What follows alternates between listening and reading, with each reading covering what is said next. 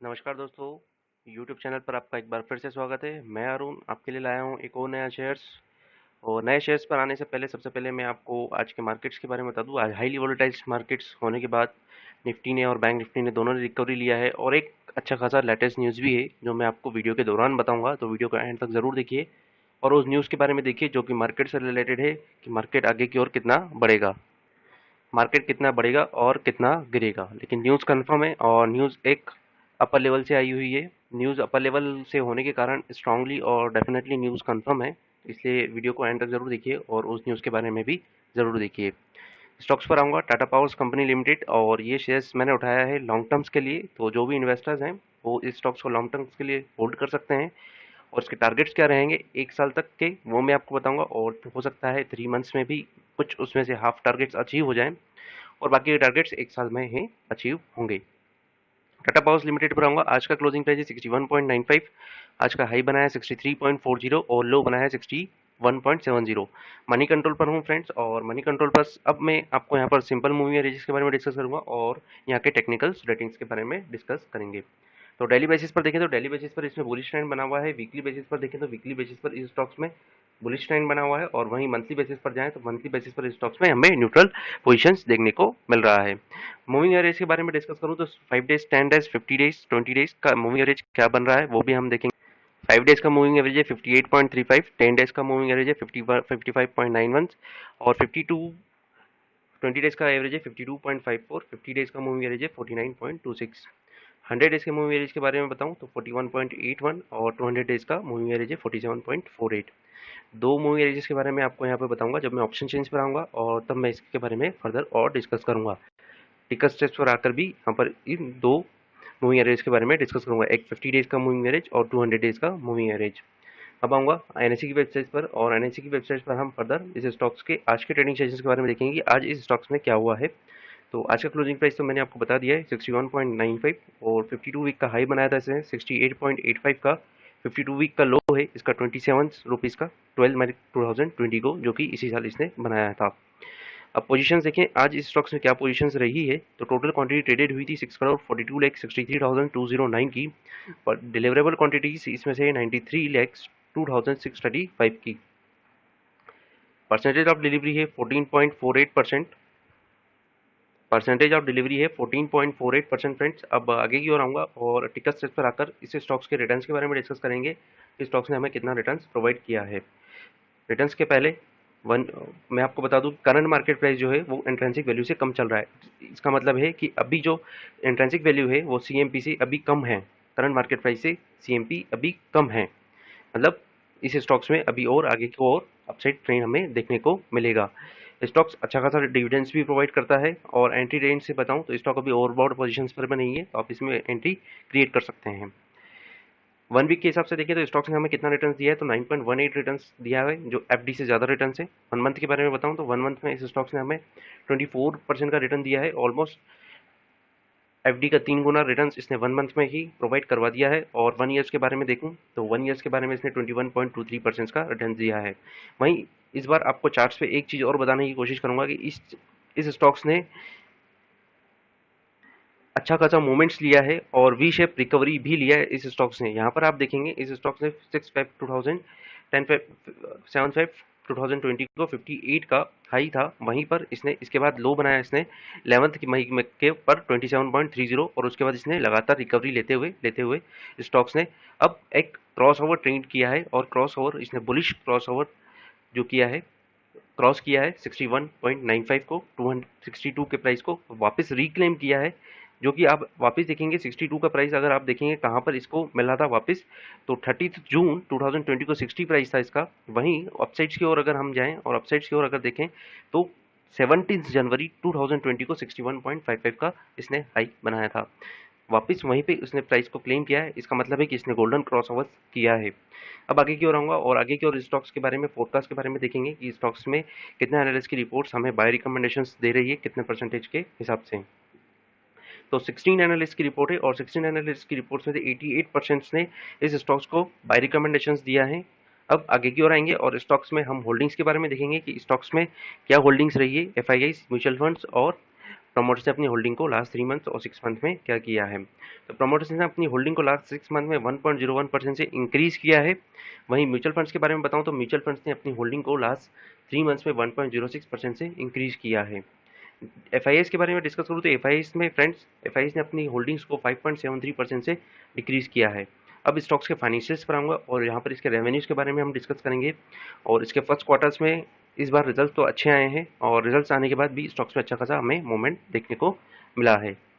तो revenues growth के बारे में डिस्कस करें तो रेवेन्यू और इंडस्ट्रीज का, तो revenue has grown at a yearly rate of -2% versus industries का जो एवरेज है वो 6.33% है।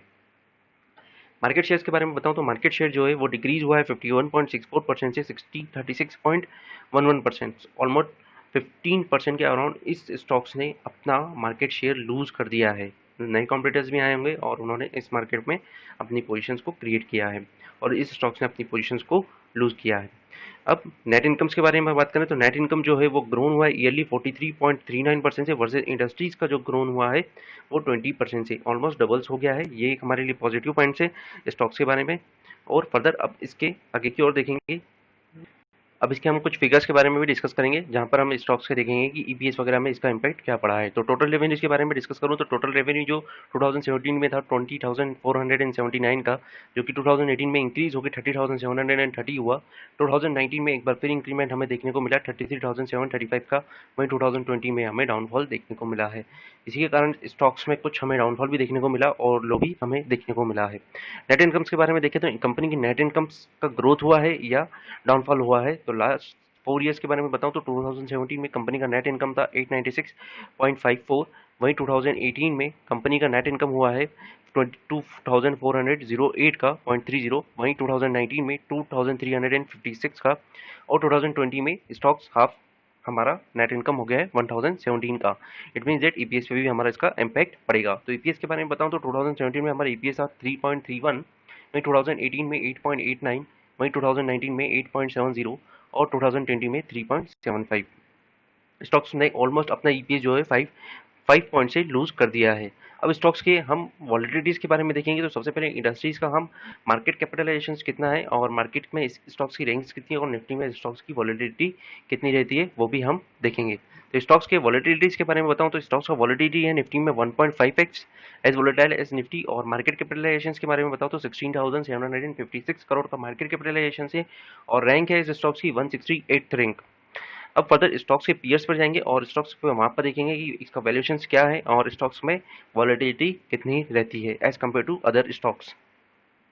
तो टाटा पावर कंपनी लिमिटेड का पी रेशो है 16.47, वहीं Tata power grid corporation of India का 8.94 और टोरेंट पावर लिमिटेड का है 14.53 और इंडिया ग्रिड का है 11.04। प्राइस टू बुक वैल्यू के बारे में भी बताऊं, अगर प्राइस टू बुक वैल्यू अगर 1 से नीचे है तो यह हमारे लिए एक गुड पॉइंट होता है जहां पर हम स्टॉक्स में अच्छी खासी पोजीशंस बनाकर अच्छा खासा प्रॉफिट अर्न कर सकते हैं। तो टाटा पावर कंपनी लिमिटेड का आप देखेंगे तो price to book value ratio है 0.76, जो कि 1 से नीचे है। इसका मतलब है कि करंट मार्केट प्राइस जो है वो बुक वैल्यू से भी कम हमें मिल रहा है। तो आप इस स्टॉक्स में पोजीशंस क्रिएट कर सकते हैं। बाकी सब स्टॉक्स की price to book value ratio है वो 1 से ज़्यादा है। अब स्टॉक्स के फर्दर आगे की ओर आएंगे और एनएसई की वेबसाइट पर इसके ऑप्शन चेंज के बारे में डिस्कस करेंगे कि आज इस अगस्त मंथ के ऑप्शन चेंज इस स्टॉक्स के बारे में क्या कहती है। 27 अगस्त की ऑप्शन चेंज लेंगे हम और आज हमारा एट द मनी है 62 रुपीज़ और 62 रुपीज़ पर हम सबसे पुट ऑप्शन और कॉल ऑप्शन के थ्रू इसके रेजिस्टेंस और सपोर्ट के बारे में फाइंड करने की कोशिश करेंगे। तो 62 हमारा एट द मनी है और 62 एट द मनी पर आप देखेंगे ओपन इंटरेस्ट बना हुआ है 23,22,000 का और change in open interest negative है 7,83,000 का। वहीं ऊपर की ओर आएंगे 60 के प्राइस पर आप देखेंगे 15,52,500 का ओपन इंटरेस्ट बना हुआ है। Change in open interest negative 10,26,000 का नेगेटिव ओपन इंटरेस्ट बना हुआ है। ये एक हमें अच्छा खासा इंडिकेटर्स दे रहा है बुलिश के लिए, क्योंकि इसने 10,26,000 जो है कॉन्ट्रैक्ट्स आज के आज इसमें कट कर दिए गए हैं। वहीं 58 पर देखें तो 12,42,000 का ओपन इंटरेस्ट और चेंज इन ओपन इंटरेस्ट 81,000 के अराउंड है। 55 के प्राइस पर आएंगे तो 12,01,500 का और चेंज इन ओपन इंटरेस्ट 1,62,000 का बना हुआ है। यहाँ पर आप सब जगह देखेंगे negative change in open interest है, इसलिए स्टॉक्स में बुलिश ट्रेंड आपको देखने को मिल रहा है। अपर साइड की ओर आऊंगा 62 के ऊपर तो हर 1 रुपीज़ के प्राइस पर स्ट्रांगली रेजिस्टेंस प्रोवाइड कर रहा है स्टॉक्स, लेकिन अपसाइड मूवमेंट के टारगेट अच्छे खासे हैं। 63 के प्राइस पर देखें तो 12,96,000 और चेंज इन ओपन इंटरेस्ट 2,29,500 का, लेकिन ये नए कॉन्ट्रैक्ट्स इसमें और ऐड हुए हैं। यहाँ पर चेंज इन ओपन इंटरेस्ट अगर आप देखेंगे तो 64 के प्राइस पर देखें 17,28,000 का और चेंज इन ओपन इंटरेस्ट 7,69,500 का 64 के प्राइस पर। यहाँ भी आज के आज नए कॉन्ट्रैक्ट्स जुड़े हैं। 65 के प्राइस पर आऊंगा और 65 के प्राइस पर आप देखेंगे हाईएस्ट ओपन इंटरेस्ट बना हुआ है 39,01,500 का और चेंज इन ओपन इंटरेस्ट बना हुआ है 11,47,500 का। अगर कोई पर्सन इस स्टॉक्स में मंथली बेसिस पर या फिर अगस्त एंड तक स्टॉक्स में होल्ड करना चाहता है तो हो सकता है टारगेट 65 के टच करे, लेकिन नेक्स्ट मंथ ये 65 को जरूर टच करेगा। 66 के प्राइस पर आऊंगा तो 66 के प्राइस पर है 14,98,500 का, चेंज इन ओपन इंटरेस्ट बना हुआ है 2,29,500 का बना हुआ है। फ्रेंड 62 के ऊपर अगर आप देखेंगे तो हर 1 रुपीज़ पर आपको स्ट्रांगली रेजिस्टेंस मिलेगा, लेकिन हर 1 रुपीज़ पर आपको चेंज इन ओपन इंटरेस्ट में आपको नए कॉन्ट्रैक्ट्स जुड़ते हुए दिखेंगे।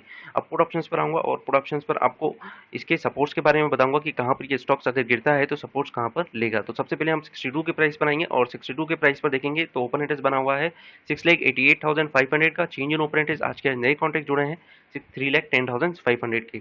तो सबसे पहला सपोर्ट आपको यहीं पर मिल रहा है 62 के प्राइस पर, और वहीं ऊपर की ओर आऊंगा तो 60 की प्राइस पर आप देखें तो 23,89,500 का ओपन इंटरेस्ट बना हुआ है और चेंज इन ओपन इंटरेस्ट बना हुआ है नेगेटिव 1,62,000 का। वहीं अब और ऊपर की ओर लेकर आऊंगा आपको और यहाँ पर आएंगे 13,23,000 पर, और यहाँ पर चेंज इन ओपन आज के नए कॉन्ट्रैक्ट जुड़े हैं 81,000 की। तो पहला स्टॉप लॉस आपको मैं प्रोवाइड करवाऊंगा 58 का, जो कि मूविंग एवरेज के हिसाब से भी हमारा था 50 डेज का मूविंग एवरेज। और वहीं अब 200 डेज के डीएमए के बारे में बताऊं तो मूविंग एवरेज जो था हमारा वो 47 से 48 के अराउंड था। वो स्टॉप लॉस आपको लॉन्ग टर्म्स के लिए स्टॉप लॉस है, लेकिन उसके लिए भी मैं आपको 48 का टारगेट या 48 का स्टॉप लॉस आपको नहीं दूंगा, उसके पहले ही मैं आपको स्टॉप लॉस प्रोवाइड करवा दूंगा। तो सेकेंड हाईएस्ट ओपन इंटरेस्ट के बारे में डिस्कस करूँ तो सेकेंड हाईएस्ट ओपन इंटरेस्ट आपको मिलेगा 21,06,000 पर, चेंज इन ओपन इंटरेस्ट 67,500 का है। यही हमारा सेकंड स्टॉप लॉस रहेगा 55 पर।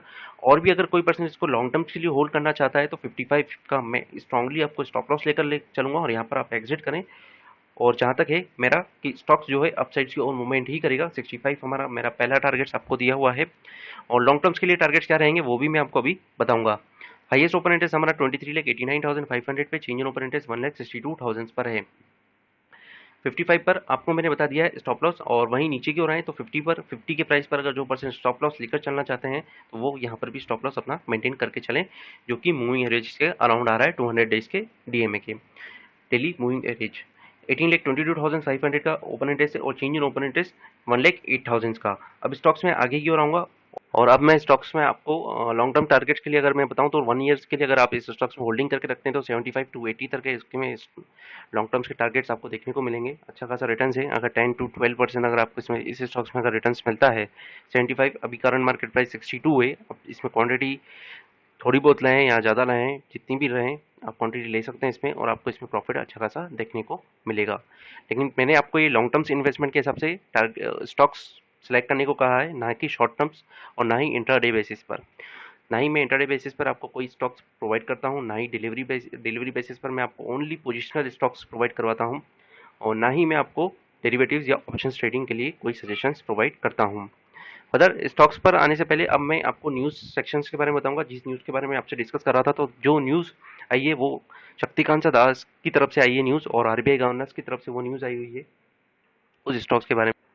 और जिस न्यूज़ के बारे में मैं आपसे डिस्कस कर रहा था वो न्यूज़ है शक्तिकांता दास की तरफ से, और शक्तिकांता दास ने कहा है कि beyond stock market to correct, RBI governor Shaktikanta Das said. तो Mumbai India stock market is not synced with the real economy which will result in a correction, Reserve Bank of India governor Shaktikanta Das warn on Friday. मतलब ये आज की ही news है friends, जहाँ पर शक्तिकांता दास ने warn करके रखा हुआ है हमारे आरबीआई गवर्नर्स ने कि स्टॉक्स में जो है मार्केट में आपको करेक्शंस देखने को मिलेगा। there is a there is so much of volatility, there is so much of liquidity in the system in the global economy, that's why the stocks market is very beyond and it is definitely disconnected with the real economy as said by Shaktikanta Das. Friends note करके रखिए, definitely कहा है कि corrections होगा। इतने बड़े levels पर अगर ये चीज़ कही जाती है कि मार्केट करेक्शंस लेगा तो निफ्टी जरूर करेक्शंस लेने की कोशिश करेगा। स्टॉक्स में जिन्होंने भी अपनी पोजीशंस होल्डिंग करके रखा हुआ और जिन्हें प्रॉफिट हो रहा है 10 टू 12% या 15% 20% के अराउंड, अपनी पोजीशंस को धीरे धीरे एग्जिट करके हैं। मैं ये नहीं कहूँगा कि आप स्टॉक्स में अपनी पोजीशंस को मंडी को ही अपनी एग्जिट कर लें पोजीशंस, क्योंकि मार्केट में गिरावट देखने को मिलेगा। इतना बड़ा न्यूज़ होने के बाद मार्केट ज़रूर इस वॉलेटाइल ज़रूर रहेगा। फ्रेंड्स, वीडियो अच्छा लगे तो लाइक और सब्सक्राइब ज़रूर करिए और शेयर ज़रूर करिए। Thank you, have a great day.